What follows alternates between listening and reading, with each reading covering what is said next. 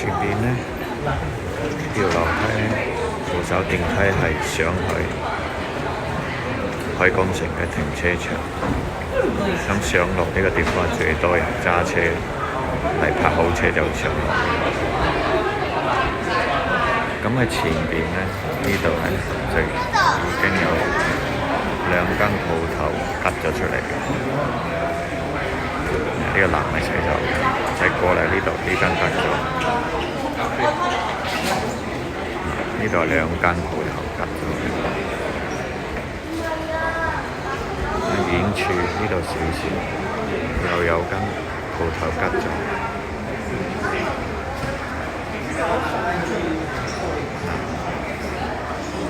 前邊呢度呢，就係類似嘅，呢個地方係最多人出出入入嘅。一間、三間、四間、五間。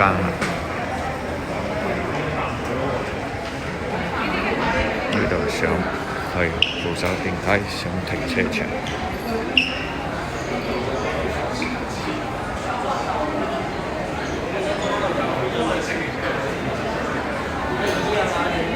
香港嘅零售市道嘅行當，我記得2023年都唔會出現咁嘅問題咯，但係今年呢係2025年啦。22年之後，今年呢就出現咁嘅問題，都唔知點解。呢幾間鋪頭呢唔做呢，都係呢3幾個星期嘅事。